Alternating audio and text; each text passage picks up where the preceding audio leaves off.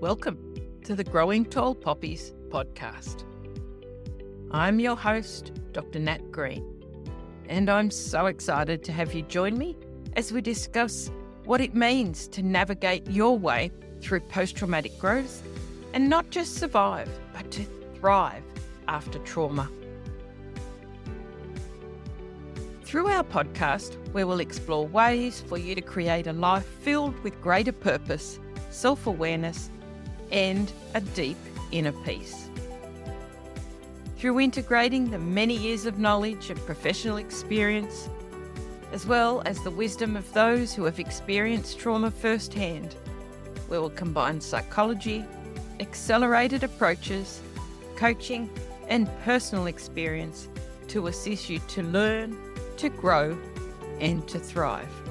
I hope to empower you to create deeper awareness and understanding and stronger connections with yourself and with others, whilst also paving the way for those who have experienced trauma and adversity to reduce their suffering and become the very best versions of themselves in order to thrive. Thank you so much for joining me on today's episode. I'm really honoured today to bring you our next guest on the Growing Tall Poppies podcast.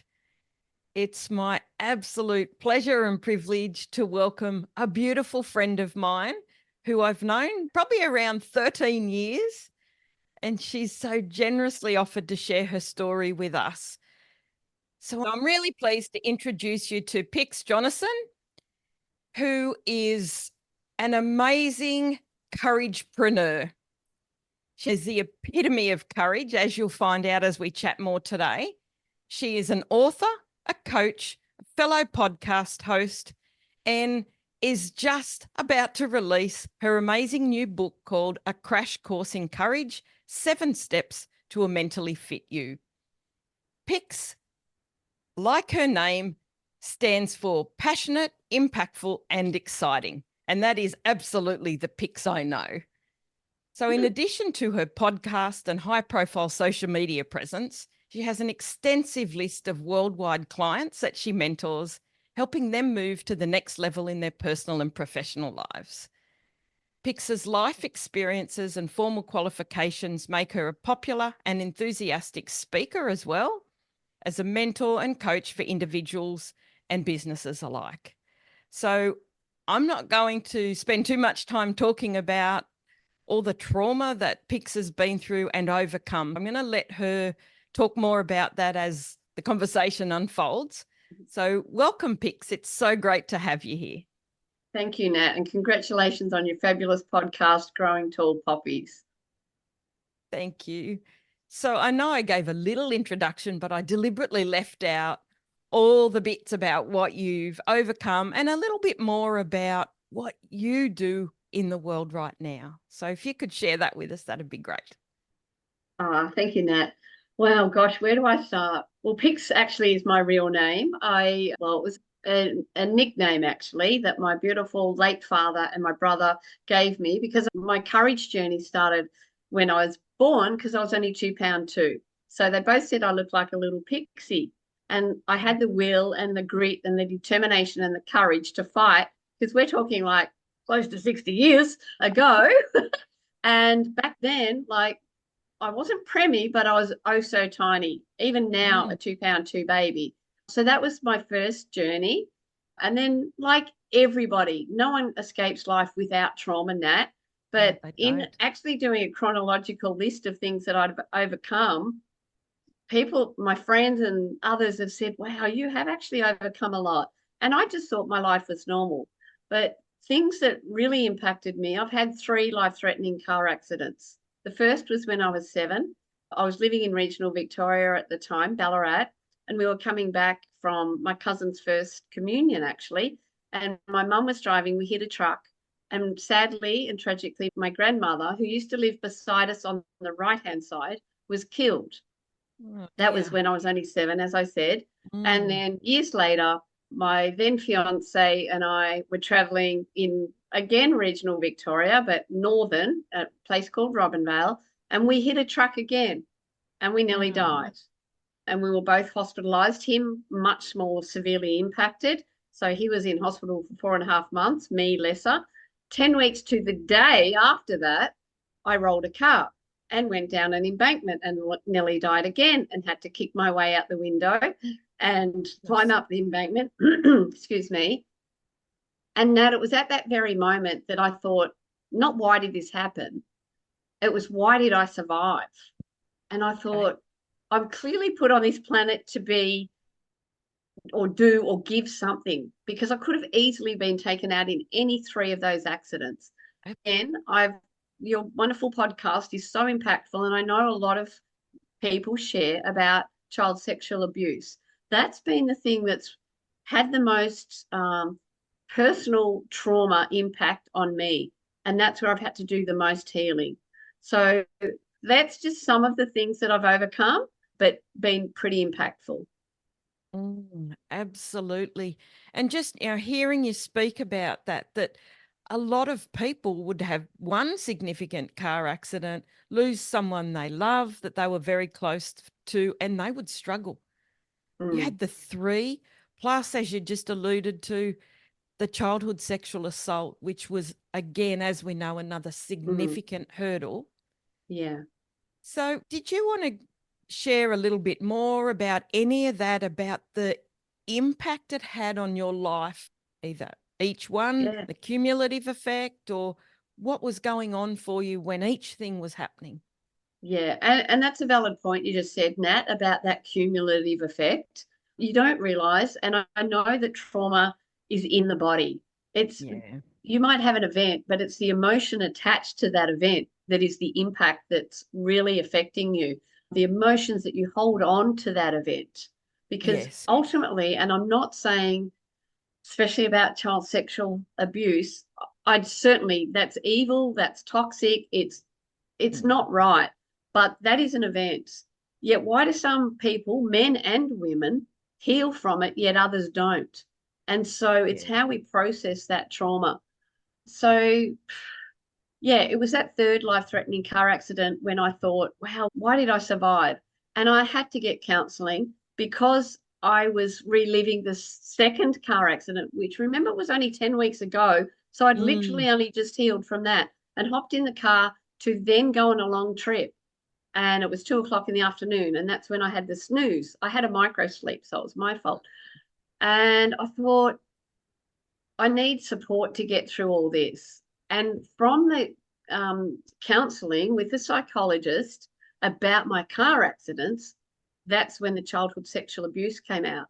And I was living in Mildura at the time, and they referred me to a sexual assault counselling service. And I went there. I didn't want my car to be seen because I had branded like Pix number plates, very high profile. And I thought, I don't want this car to be seen on the main street of Mildura. So I parked down a side street because, remember, I was in healing mode. And absolutely. Yeah. And so I did that. And then I walked in. There was like a 22-year-old counsellor, female counsellor. And I thought, with no disrespect to her or young counsellors, because I know you can be a very professional and, qualified counsellor. I didn't feel she was the right person for me. So I walked out. That was many, many years ago. And then, as you know, we met in Port Macquarie. So when I was in Port Macquarie, I have beautiful friends and still in healing mode. Nothing was ever said about the trauma, the childhood sexual abuse with my parents, because we thought that was the best way to deal with it. Don't talk about it, re-traumatize me. And the reality is that back then, when we're talking, when you were experiencing those car accidents, it wasn't something that we talked about, particularly with parents. It was often kept quiet, kept hidden, and we just tried to do our best to get on with things. But as you've said, the cumulative impact of all the traumas, your lack of connection, as you said, no disrespect to that counsellor, when you go for counselling or coaching or whatever it is that you choose, you need to connect with that person, and you're not for everyone and everyone's not for you. So you have to find the right fit. Yeah. And I also need to disclose, Nat, that the childhood sexual abuse was by a neighbour, my immediate neighbour, the other side. My gran was on the right side, killed in Okay. a car accident. The perpetrator was on the left Mm, side. Mum and dad knew absolutely nothing of the yeah, abuse. The minute it was disclosed, that's when everything happened. And to be honest, part of that disclosure caused trauma as well, because as the yeah, abuse happened up to age 11. I didn't know it was okay. wrong because it was our secret. But Absolutely. the police reports and then talking about it at such a young age, that caused a lot of trauma as well. So I've had to heal from the, disclosure of the trauma, of the Oh, incident. definitely. And, Mm. there's so many layers to that because, as we know, perpetrators are very good at getting us to keep quiet, grooming, getting you to keep quiet, all those Mm-hmm. things that people Mm-hmm. don't talk about. But they're the Yeah. things that I'm so grateful that you're raising now because we can't Mm. stay silent about Mm. this stuff anymore. And the courage it took you to disclose, Mm. knowing that your parents knew the person, but they didn't know what had happened, would have Yeah. brought up a whole heap of stuff as Mm. well. Yeah. And my parents had that guilt. They were Absolutely. absolutely devastated. I didn't realize the impact as an 11-year-old that it had on them, the actual disclosure, only later. And sadly, both Mm. my beautiful parents have passed. But I guess when I really became such a passionate and vocal advocate for child safety was when I was in Port Macquarie and I founded Brave Hearts Mid North Coast, that Mm. chapter. And, so proud that that's still going and making a significant impact and helping keep children safe on the Mid North Coast. Yeah, and what a huge achievement. And I've been to a number of Braveheart Yeah. fundraisers, and it's Mhm. it's such a beautiful event to honor the wonderful work that you and others have done in founding it, but keeping it going and Yeah. making a huge difference to keep kids safe and Yeah, and help. raise awareness as well, because the more we normalize the conversations around the tough topics of especially child sexual abuse and Mm, depression, anxiety, mental health, mental yeah. unwellness, all that, the more Mhm. we normalize those conversations, the easier it becomes for everybody to talk about it and for, those that are suffering to talk about it and open up and start to Absolutely. heal. Yeah. And really, it doesn't mean you have to go over and over and over it because, as you said, talking about it does re Mm. traumatize Mhm. and keep us stuck there. So, Yeah. when you made that decision to do something, when you were feeling safe enough, Mm-hmm. surrounded by beautiful, supportive people in Port Macquarie, what happened to change the way you were approaching things? I remember distinctly I was driving on John Oxley Road in Port Yeah. Macquarie near the Coles, and it was, I think, early September. Oh no, sorry, August. And I heard on the radio about White Balloon Day, and I thought, what the heck's White Balloon Mm. Day? And then I thought, another bloody fundraiser, really. And then when I looked at it, I went, it's for Brave Hearts, which I wasn't actually familiar with at the time. We're Mhm. talking 2011, so Yep. 13 years ago. And I had my kids in the car, I was driving them to go to school. And I said, I'm going to do something, kids. And one of my children said, Mum, it's only 3 weeks away. Okay, Mum, we know you. When you say something, you'll do it mostly. Yes. And so I inquired about it, and then I held a morning tea on White Balloon Day, the 6th of September, 2011. And we had 35 people and we raised $600. And I went, you know what? Wow. For 3 weeks out, I was really stoked. But it raised Absolutely. awareness. And then Port News reached out to me. They featured me on the front page in the lead up with their media campaign. I did not want to be identified though. So it was de-identified. I actually took my glasses off and they did a silhouette so that they couldn't actually, Mm. work out who it was. But again, part of my journey of healing, I now am a very open book, passionate, visual spokesperson for child safety. Yeah. Yeah, definitely. But as you said, that had to be part of your healing process. And The de-identified part was about that initial bravery and paying it forward. What helped get you to the point that you're at now then, where you're, sharing your whole story, an open book, and it needs to be done and you don't need to be identified? What shifted for you with that? Yeah, great question, Nat. I've always been pretty damn courageous. Sadly, my mum lost 4 babies. So she lost one, had my brother, lost my one and had my, lost 2 and had my sister, lost another one and had me. So there's been a big age gap. And so I was like an only child. So I've had to do a lot of stuff on my own. Was married and then, now obviously divorced, but very respectful with my ex. So I've had to do a lot on my own. And I thought the only person that's literally, and I can say this in the driver's seat of your life, is me. I can't rely on Nat Green. I can't rely on my kids. I can't rely on my family. I can't rely on my friends. I have to take responsibility. And I'm very passionate and avid learner of personal development. So books, it used to be books and tapes. Now it's webinars and Zooms and podcasts and topping up my tank with other positive things. So it's like that recipe. You need all the ingredients and you pick and choose whether you make a chocolate cake this day or vanilla cake that day, or a beautiful sweet and sour, whatever. You need ingredients. You need to keep topping up your own tank, and not any one ingredient will get you there. And I don't think you ever really get there.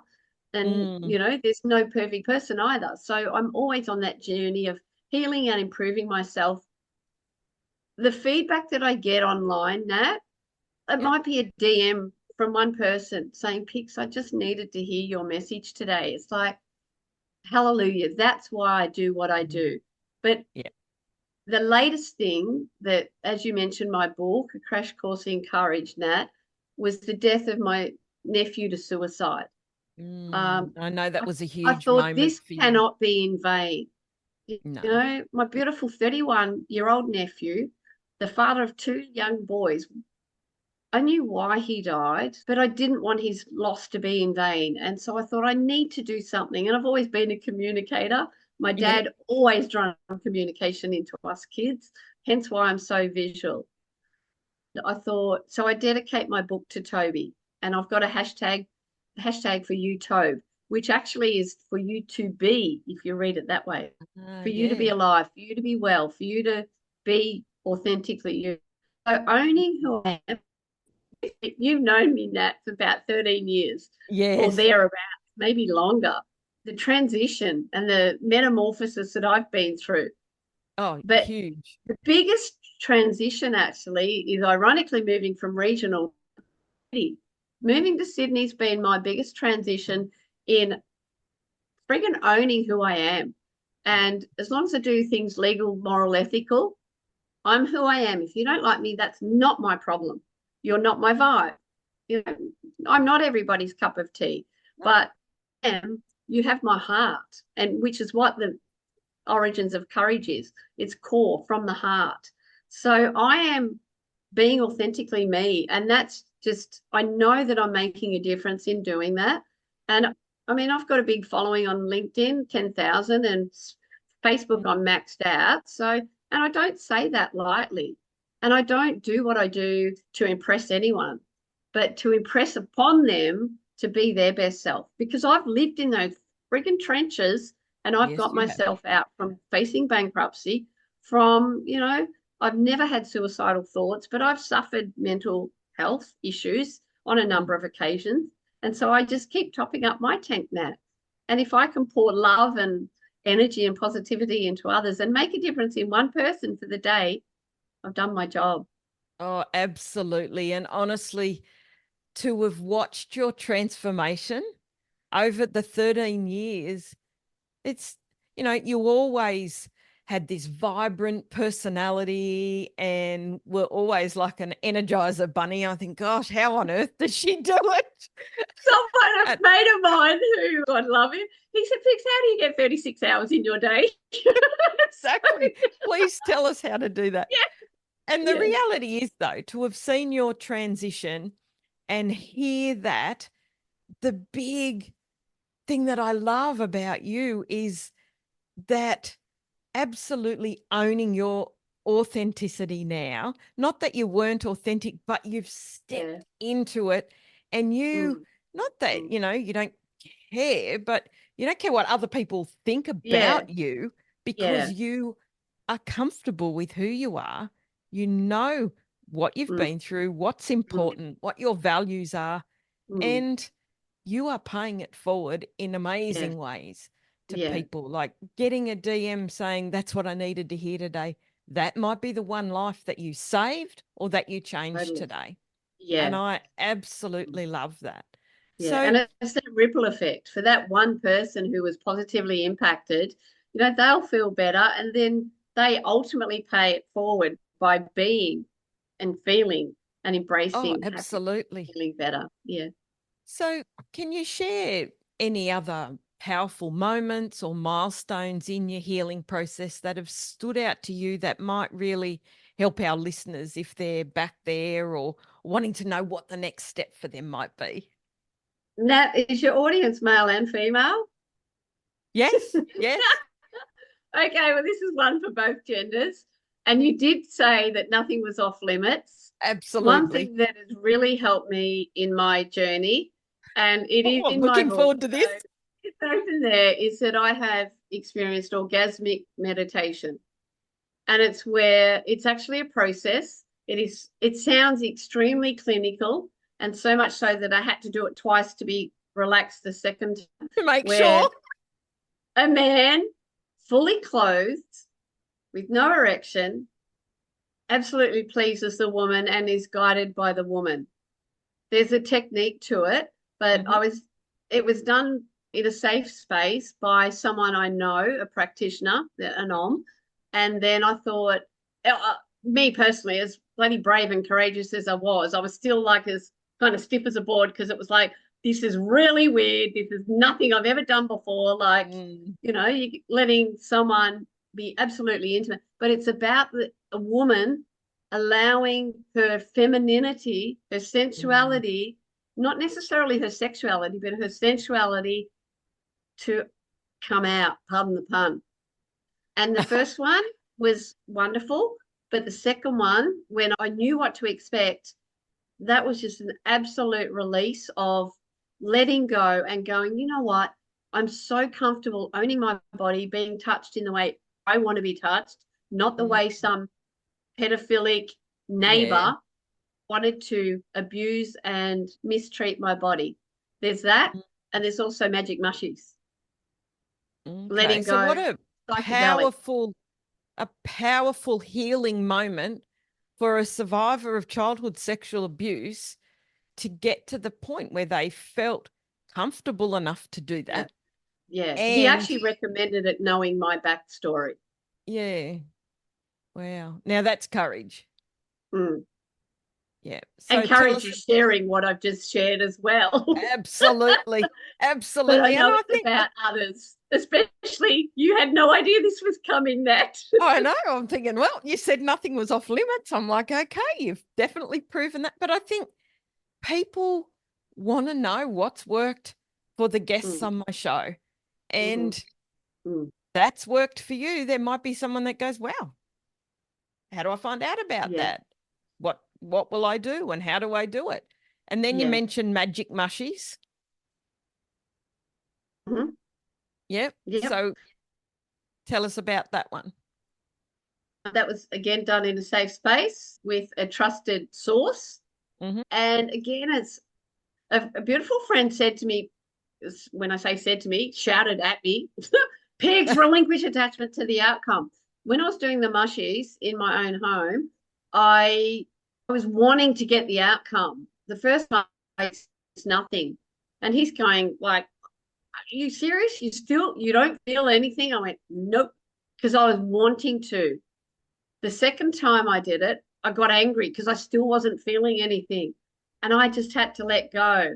And I thought, okay, just go to my bedroom, lie on the bed, and just start breathing, relaxing. And then it's like, woo, the psychedelics happened.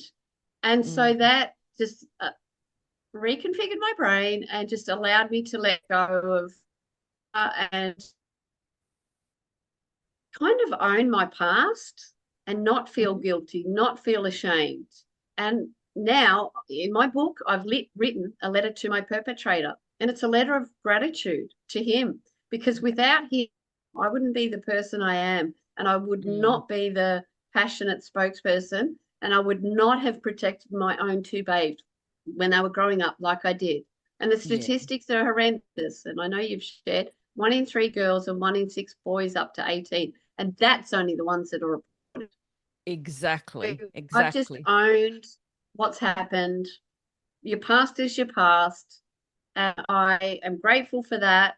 And I'm bloody excited for who I am now and the future. Absolutely. So thank you so much for sharing that, Pix. And I think, there's now research and treatment approaches using psychedelics. So we know that there's a lot of research still being done and evidence still to come, but Yeah. doesn't mean everyone has to rush out and take magic No, mushrooms, but no, it's absolutely. done as part of your healing and treatment process in a Mm-hmm. safe way. Yeah, I had actually watched the Netflix series Goop, Goop, featuring Okay. Gwyneth Paltrow, because I was like pretty reserved about that, just like the arm. I mean, I don't know about this. I don't know if it's for me. I know there's ayahuasca. I'm certainly not open to doing that in the immediate future, but I do believe that people need to find the modality that works for them. But for me, it's topping up my tank, as I keep saying, and filling my emotional bank account with catching up with friends and being present in the moment. Dr. Gabor Mate is great on Yeah. healing with trauma. I So, love his work. He's amazing, yeah, isn't he? yes, yeah. Yeah. So, if you were to look back, how have the experiences that you've been through, all of them, transformed your perspective on life, on relationships, or your Mhm. personal values? Yeah, certainly. Yeah. On life, I'm human. I still get a little bit blasé about life at times, like just take it one, day at a time. But Mm. now I'll show you now. I have a gratitude jar, if you can see it, that I put Yes. Yeah. something I'm grateful for every day. So I find Beautiful. gratitude in each and every day. And when you start to look at things to be grateful for, there's so much more to be grateful for. So that Mm. has come in. Meditation, that's come into Yeah. my life. So I've changed. In Port Macquarie, if I sat on a bench for 5 minutes in silence, it's like I had a broken leg kind of thing, because I never was able to do that. You mentioned Energizer Bunny. I Yeah. am very driven, very high energy, but I can also be calm and grounded. Yeah. And I lead free beach meditation. So meditation's another thing. Mm. And that's So a just, shift that's definitely happened since you've moved down there, isn't it? yes, correct. Yeah. Because Yeah. that you weren't at that stage where you were ready for that stillness to Mm-hmm. come into your life. Mm-hmm. And I actually now do meditation on the beach, and my beloved Flynn's. God love you, Lou Beautiful. Shuttleworth. Yes. Mm-hmm. Yeah. Awesome. So, what about your connection to others and your relationships? Because I know that that's a really important thing for you and has been integral in your healing. Mm-hmm. Connection to others and relationships. I've had some doozies of some dates. So that's been interesting journey. And I guess with several rings around the sun, aka, as I said, nearly 60, I thought I'm going to be me and ask questions. Like when I enter a relationship, whether it Mhm. be a friend relationship or a more intimate one with a partner who I would like, if I enter an intimate relationship or one that I like, personal relationship, not that I want to ask them to marry me on the first date, but Mm. I generally want a relationship. If they're not, I'm, it's like, no, I respect this body. This is a temple. You want to get into it or, be personal with it. You need to value, honor, and respect me. So I want to know that you're here kind of for the long haul. So that's been a big one for valuing myself and my body. Yeah. Personal relationship, friend relationships and that. I've had to remove toxic people or Yeah. people that weren't in alignment with my values and just not have much to do with them. So I was very good at setting boundaries, Nat, but not so good at keeping them. But now I'm Yeah. getting much better at keeping the boundaries. And I know that as a survivor, that's a big boundaries, because we've wanted to be a people pleaser, not wanted to be a people pleaser, but that's part of being a survivor, is Oh, that absolutely.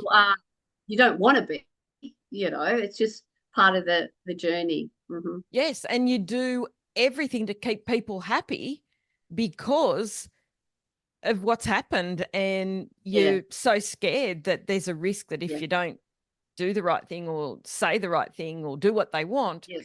that something bad can happen. So that makes Mm-hmm. really perfect sense. So Mm. you mentioned there about removing the toxic people. And I think that that is so important as we heal Mm-hmm. from our trauma. And as you said, we never get to the end, it's a Yeah. journey. And Mm-hmm. each day, when we keep doing the work, we move closer towards, you Yep. know, feeling better and getting to the point of thriving. So, one of the things I hear a lot, and I've experienced myself in my own trauma journey, is as we get really clear on who we are, our authentic version of ourselves, Mm-hmm. and what's important because of what we've been through, we do need to surround ourselves with people that aren't toxic because their Mm-hmm. negative energy holds us back. Yeah. And often, as we're recovering from trauma, we attract the energy we're putting out. So Mm-hmm. those negative, toxic people tend to come towards us because that's the state we're in. Yeah. So Mm-hmm. by letting go of that, your world didn't blow up and fall apart, did it? No, not at all. Mm-hmm. No, it Yeah. improved. Yeah, yeah. And I say we need to feed our minds daily. And so when I say feed your mind, what you eat, what you consume, with the most important piece of real estate on the planet, the inches between your ears, what you read, the news, the media, people in your life. And when we say toxic, and we're not necessarily saying they're extremely toxic, they No. just aren't in alignment with your values. And by attrition, they will also fall. But you touched on spirit, well, energy. Another Yeah. thing, transition for me, Nat, since moving to Port, is not only law of attraction, but law of vibration. The more I'm Yes. learning about the energy, we are all energetic beings. Yes, definitely. And that's been turned me, and being mindful of my energy, topping up my own energy. And actually the positive energy all starts with courage, so on the scale of energy, so, and vibration. Like, I have so many synchronicities every single day. People can dismiss them as coincidences, but no way.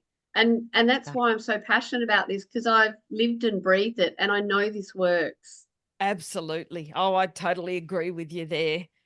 Yep, definitely. And we will attract as we put out that energy, exactly as you said. Your Things vibe come attracts your in. tribe. Yep, totally. Exactly. Exactly Mm-hmm. right. So if we're negative and struggling, then that's the energy we put out, and people may not want to be around us.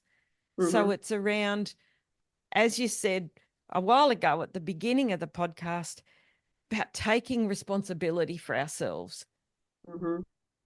So we are responsible for how we react, how we respond, and how we make choices to heal. And I love Yeah. you've shown us that you made a choice at every point.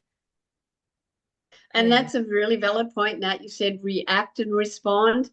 Like, I will say that if there's a loud noise, my body automatically reacts.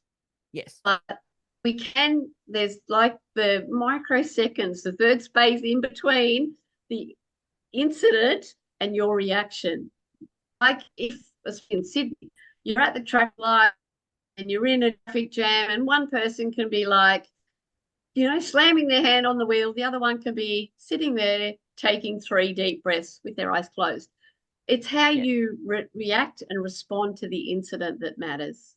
Absolutely. And we can't change what happens to us, things that are out of our control. However, we can choose how we're going to respond, and we might react in the moment, but it's what we do after that, isn't it? Yeah. Yeah, which you definitely have shown us. So if you look back at all the things that have happened to you and all the things that you've learned as a result, what do you think some of the key lessons and learnings have been for you as a result of what you've been through? Oh, I won't get political, but we're not taught this stuff in school. So, yeah, well, self-education is the most important. You can get educated. And when I say academic, I've been to uni and, got a degree and a couple of degrees. So I'm not bagging that. But if you really want to get ahead in life, self-education is the most important. Absolutely. Whether it be in your healing, whether it be in your personal or professional development, and finding your passion. The other thing is most people don't know what they want in life. They're kind of wandering generalities. They go to work, come home, go to work, come home, go to 5 days a week, 5.5, 6 days a week. And they just don't know. They just think that's the norm. So, what would you suggest they do to work that out?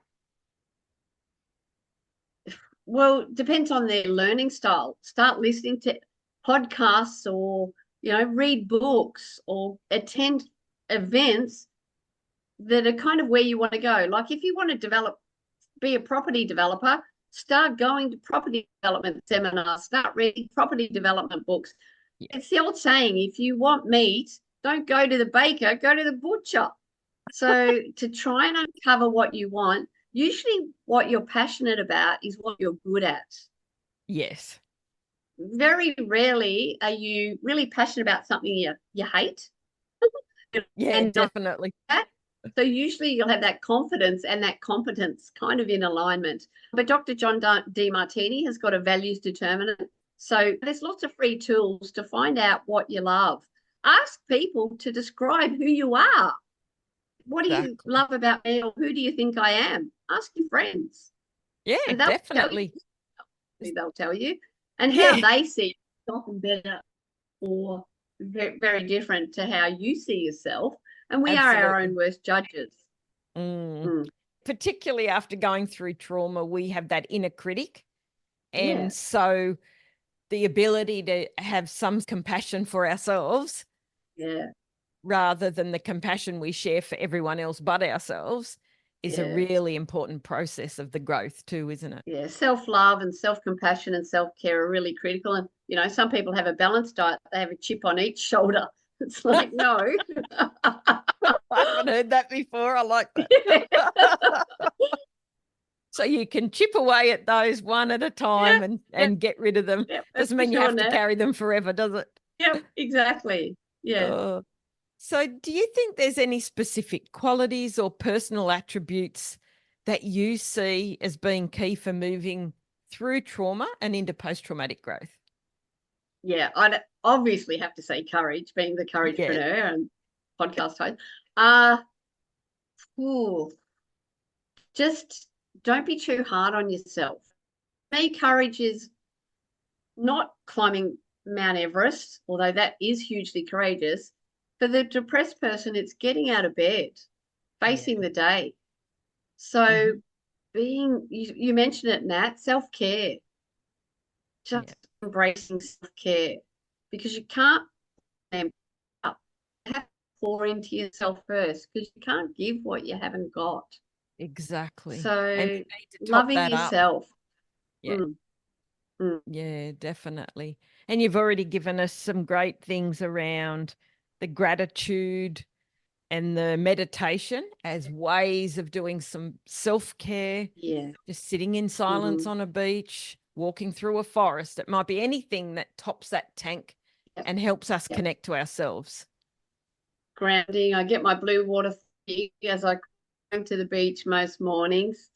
Yeah. And just grounding. And, even when I've known of grounding, but it kind of winter, I can just get up on carpet, put my shoes on, walk to work, come home on carpet, and not actually touch Mother Earth.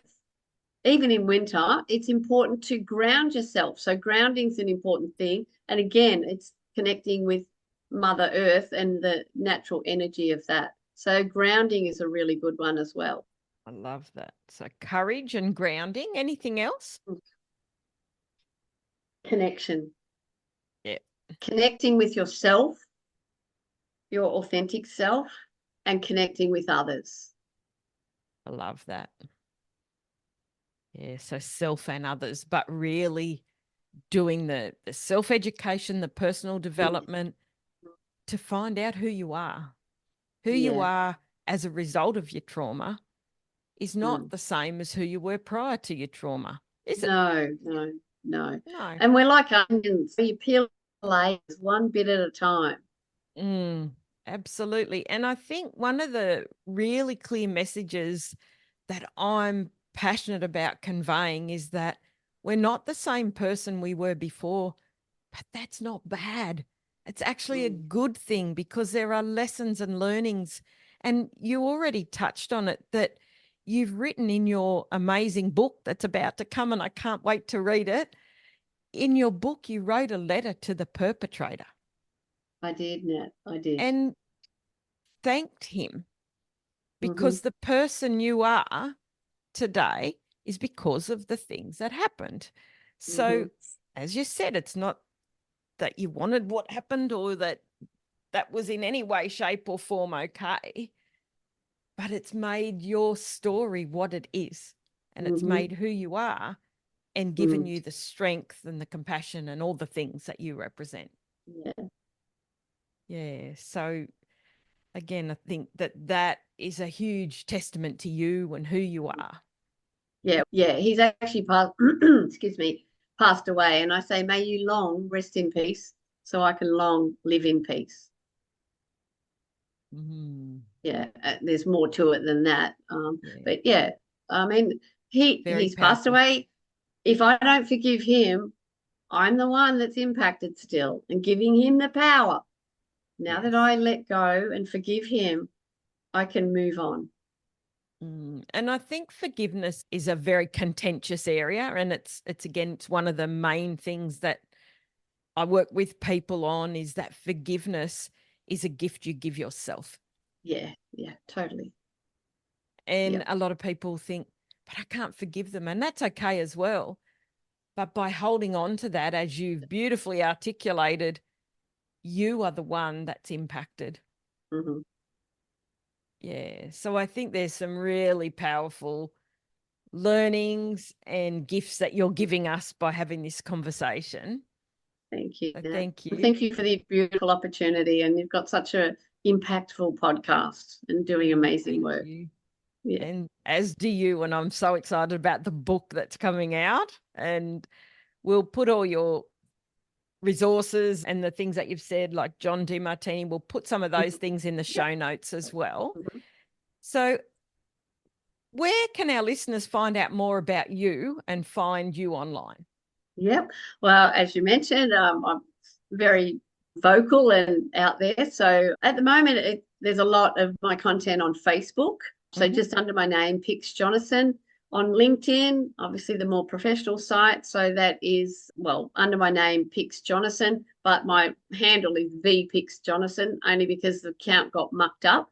I'm also on Instagram to a lesser degree. I do have my website, which is actually going to be all revamped in line of my Cool. new branding, but that is simply pixjonasson.com.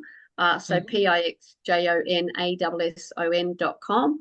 And then, yeah, look, I'm me. I answer all my DMs at this moment. So I am quite, busy on social. But yeah, they're the main ones. Thanks, Nat. Oh, that's okay. And we'll put that in the show notes as well for everyone to look. And I'm sure a lot of them will come over and connect with you. Yeah, So, thank you. one of my favorite questions that I like to ask is what do you think your younger self would think of what you've achieved? Wow, look at her go now. Absolutely. Mm. Mm, Yeah. Because I was quite insular, like I said, kind of like an only child. Mm. not really confident. I had struggled with body image issues, bigger. Yeah, just, yeah, wow, look at you go. Look at where you are now. Wow. Yep. Huge, huge shift, transformation, and all done with such amazing courage. Yeah. So is there Thank you, anything Nat. else you wanted to share, or any other words of wisdom that you would like to share before we finish up?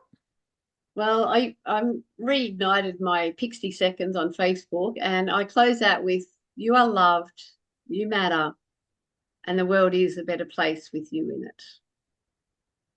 And to all your listeners, please remember that. I love that. I love that. And I'm so excited and can't wait to read your book, and particularly the dedication to Toby. And we Yeah, can hashtag that when we read that, because yeah, again, that's a beautiful thing to end on, about ensuring people realize that no matter how hard it is, you matter and the world is a yeah, better place with you in it. So yeah. thank you so much for coming on today, Well, Pix. It's been thank you, Nat. fantastic. Yeah, thank you from my heart to yours. Beautiful. Thank you. Bye for now. Thank you for joining me in this episode of Growing Tall Poppies. It is my deepest hope that today's episode may have inspired and empowered you to step fully into your post-traumatic growth, so that you can have absolute clarity around who you are, what matters the most to you, and to assist you to release your negative emotions and regulate your nervous system so you can fully thrive.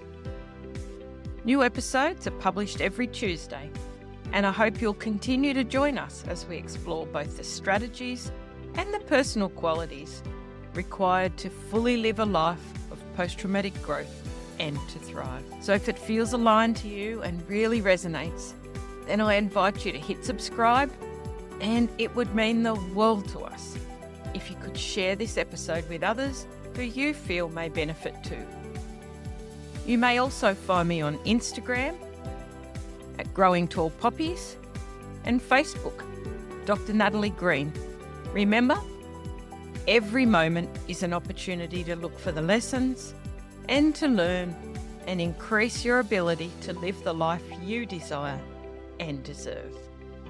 So for now, stay connected, stay inspired, stand tall like the tall poppy you are, and keep shining your light brightly in the world. Bye for now.